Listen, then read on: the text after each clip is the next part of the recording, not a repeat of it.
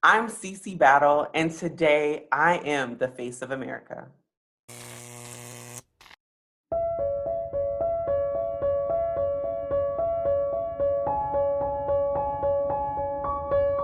My name is Cici Battle, and I'm the head of Young People For, but more importantly, I am an organizer, a strategist, and I'm a Miami girl at heart.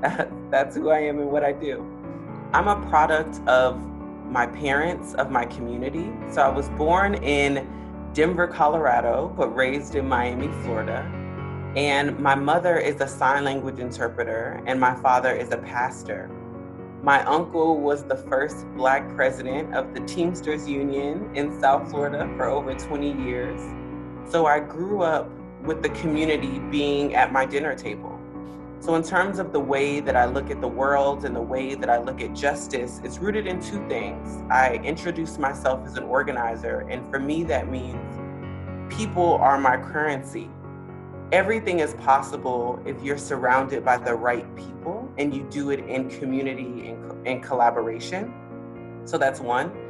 And I also witnessed the brilliance of people who chose to believe in the same North Star. So I think that is why I am what I am. And that's kind of the ethos and values of community, of collaboration, of a shared dream that I bring with me into my work. We think about why there's far more men or folks who identify as men in elected office than there are women and femmes and gender nonconforming folks. I think it boils down to understanding the origin of how the US was crafted, and that was to preserve the power of some and to decrease the power of everyone else. And when the United States were created through, the genocide of the native folks and also the enslavement of my ancestors, the consideration of anyone who was not white, male, cis landowners were not in consideration or thought about in terms of them having access to power. And because as a country, we have yet to grapple with, name, and be intentional about dismantling all of those barriers and even the cultural ideology of what a leader is, we see what you've explained, which is there's not a lot of women that are in, public office. There are not a lot of gender nonconforming. There are not a lot of young people. And that's because our idea, the way that we think and dream about power, and more importantly, who should have it, is still rested on those fundamental ideals. First I will say to every young person who is frustrated and feels like not voting is an option, I do want to first say I understand that. And the reason why I understand that, I'll give you an analogy. It's like taking away water from someone and saying, "Why are you so thirsty? I don't understand." When we think about education in the US, when we think about who has had access to civics, most folks in the US have not had civics in their education system.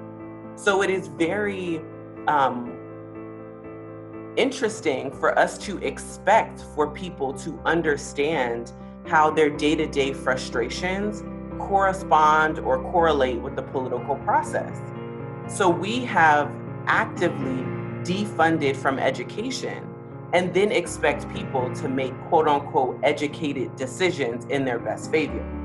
Going back to what I said about power, it is a strategy that most young people don't understand the three branches of government. It is a strategy that most folks who are marginalized is the word, don't understand why they live in a food desert and how that connects back to their local politicians. That's a strategy, right? It's a strategy of confusion. So what I would say to folks who are like you and I, who are like, young people need to vote, we have to do it.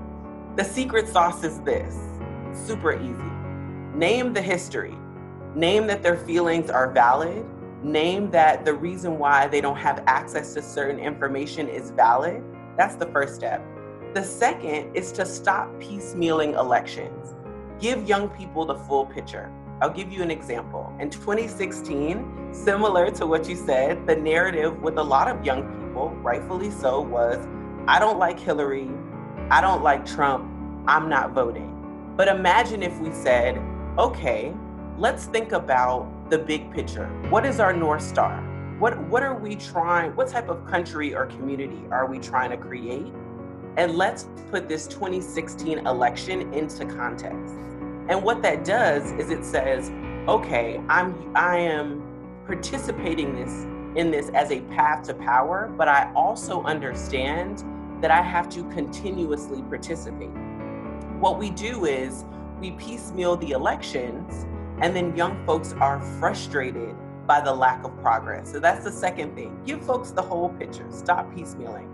And then finally, I would say, listen to their ideas for change now. We cannot expect young people to buy into institutions that won't change. We see that narrative right now with the conversation about defunding the police. What are a lot of politicians saying? Oh, they don't really mean defund, they mean reform. No, young people, especially Black young people, are saying, we want you to defund the police. But politicians are saying, we're not going to do transformational change. We want incremental change. So if you want young people to participate, you have to listen to them. Because how are they supposed to believe in, going back to the history, understanding that power was not necessarily created for them, and you want them to participate and then be quiet? So that's the 3 secret sauce that I would give to folks if they want to get young people excited.